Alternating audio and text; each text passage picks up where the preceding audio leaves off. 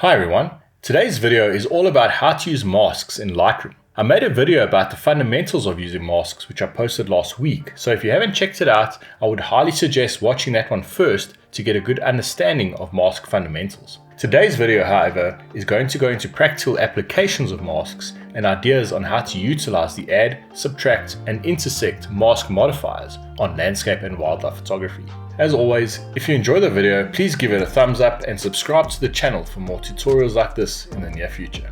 But let's jump into the first image. So in this tutorial, I'm going to give you some different examples of how to add, subtract, and intersect masks together to create complex selections, adjusting certain parts of your images. So the first thing I always do is look at the image and decide what it needs. So on this first image of this hippo, I like the color on the hippo, but I feel like the background is a bit too saturated. So I'm going to go into the develop panel here, going to select the subject. So I want to make a selection of the hippo.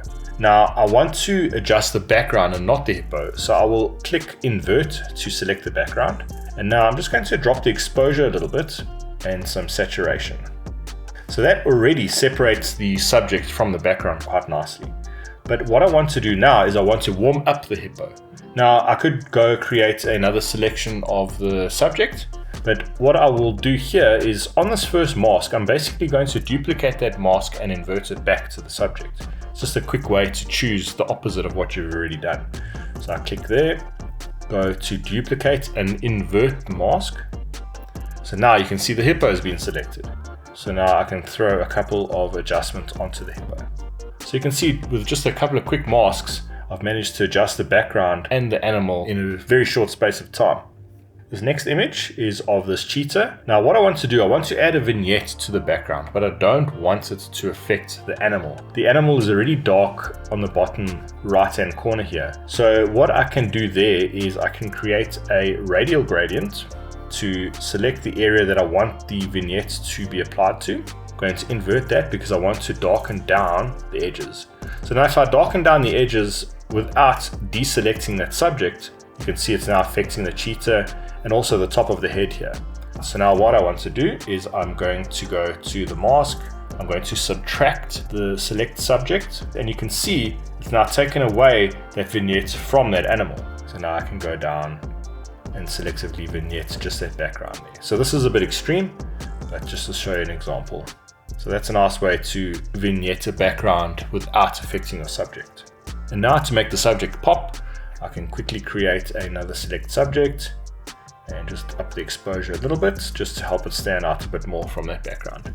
The third image is a landscape. Now there's a couple of things that I want to do to this image. I want to darken down these very bright clouds in the bottom, and I also want to darken down the top of the sky. So let's start with the sky. I want to select the sky by clicking select sky. Now Lightroom will do its magic, but I don't want to darken the whole sky. I want to add a gradient onto that sky there. So what I will do is I will hold down the Alt button, make sure intersect is showing here, click it and select linear gradient, and then I will drag from the top of the sky coming down.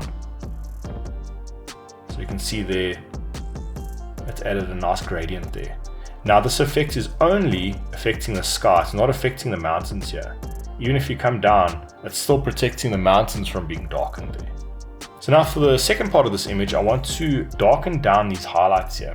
I'm going to choose a linear gradient, just go over that section there.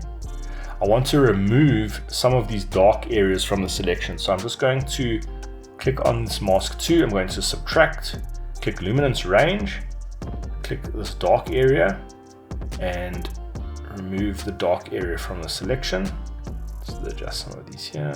Now you can see on the bottom, it's only those bright clouds that have been selected. So we can come down here, take the highlights. The highlights obviously affect the highlight areas, but they sort of bleed into other areas of the tonal spectrum. So that's why I removed some of those darks from the selection. And yeah, that's two quick adjustments on this landscape image. Very quick to do, but through those powerful selections, you can have a lot of fine control over what you want to do to the images. This next one, I've got an image with some very bright clouds on the right here. Now, to adjust those clouds, you could just take your highlights and drop it down. But it's affecting other areas in the image, and I don't want that. I just want to adjust the highlights just in those clouds. So So there's a couple of ways you could do that. My suggestion here would be to create a luminance range, but when I select those bright areas, you'll see a lot of this other blue area will be selected. So let's take the luminance range mask tool, click on those bright clouds, and as you can see, it's selected a lot of that sky there. So this is a good chance to use the color range selection. So now we are going to subtract a color range selection, and we are going to select that blue area. We don't want that blue area to be affected by those highlights. So I'm going to click there. It's showing me what it's selected now, and you can move the mouse and you can see now it's only selected those bright areas in the sky there. But it's now affected some of these rocks as well. So now what I'm going to do is I'm going to create an intersect radial gradient, and I'm going to place a radial gradient over this area. You could use a brush as well. So let's use a brush. So I'm going to hold down Alt, click intersect, going to click brush. So now the areas that I paint over will only be selected. So you can see it's doing a great job at selecting those very bright clouds there. So through this luminance range selection, the subtraction of the blue tones and the intersect of the brush, we have now created a nice selection over just those clouds, and we can come in and adjust those clouds to be a little bit dimmer. You don't want them to be super bright. Just a word of caution when using luminance range and color range. If you zoom into this image and you go into these clouds here, keep the effect subtle, because if you go too extreme, you can see now there's a lot of artifacting and sort of banding on the image, and it doesn't look natural. So with using the color range and the luminance range, just keep those effects subtle. Don't go too extreme with those. So in this next image, I want to select the very bright sun star here, and I want to add a slight glow to that area. So it's simple to do. I'm going to select a radial gradient. I'm going to put a radial gradient over the rough area of the sun. And then I'm going to intersect that with a luminance range selector.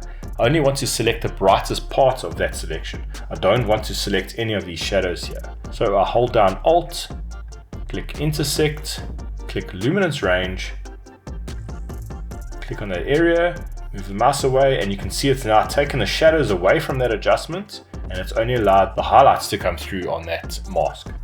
And then I will take my negative clarity and maybe a little bit of dehaze, just to soften that up a little bit there, maybe some negative texture as well.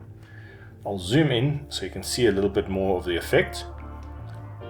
Click this range on and off. It's very subtle, but it just softens that very bright sun star there, which I think adds some nice atmosphere to the image. Now to show you another example of the banding issue or the strange artifacting, I'm going to select a luminance range and select the shadows in this image.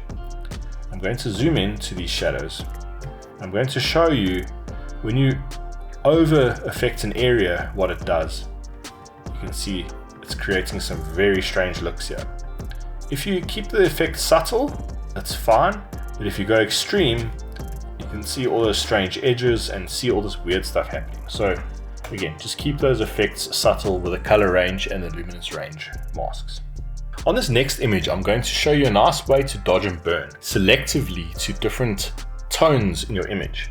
Now, you could take a brush and you could just paint in the areas that you want to burn, for example, but this technique targets specific tones very well. So what I will do is I will select a luminance range, click on a luminance range that you want. So now I want to go into these darker details and darken them down a bit. So I will click to select. Now everything that's red has been selected. I'll show luminance map by clicking this button. And now what I will do is I will take exposure and I will drop the exposure just to an area that I want those dark images to appear. Now ignore what it's doing to the rest of the image. We're going to create an intersect brush here. And now we're going to paint in the areas that we want. So I'll click on mask 1, hold down Alt, click intersect, choose brush. And now you can see as soon as you start painting, the effect disappears from the entire image, except for where you start painting. So now I can start painting these nice dark areas here, but you can see just by making that luminance selection and intersecting it with a mask, you can with very fine control dodge and burn certain areas. And then to dodge, let's say we want to dodge this rock, I will create another mask, select luminance range, click on that portion of the image there. Now it's selected the rocks, But we don't want to select the entire sky here.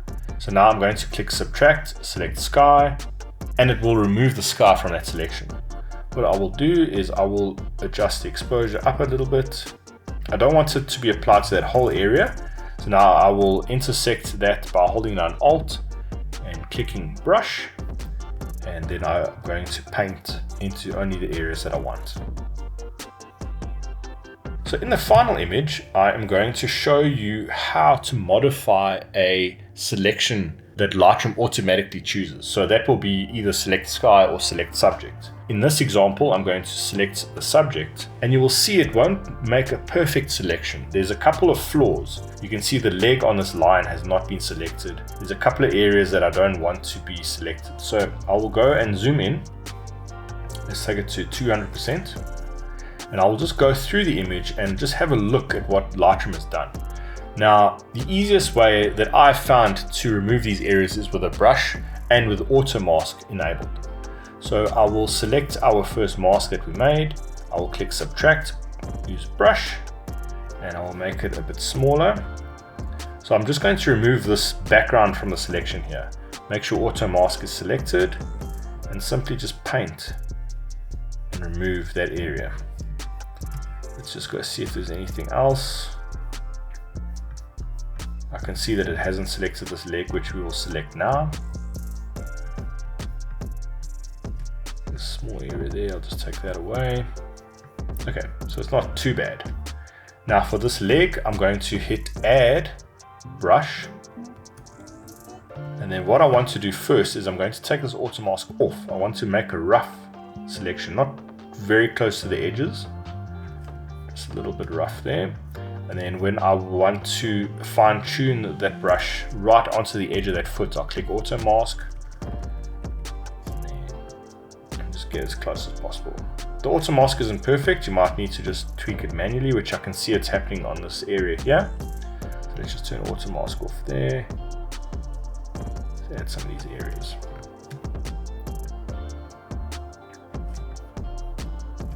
I see there's a section there that I don't want, so I'm going to click subtract with a brush, click auto mask, and I'm just going to take that little section out there. I highly recommend when you select a sky or select a subject, go in and fine tune the mask, because Lightroom is not perfect. It's using its algorithms to try and predict what the subject is. So rather put a bit of user intervention in there and just make sure the subject selection or the sky selection is perfect. If you want to learn more about Lightroom, check out this video where I share some tips on how to add drama to your landscape photography. But until next time, cheers.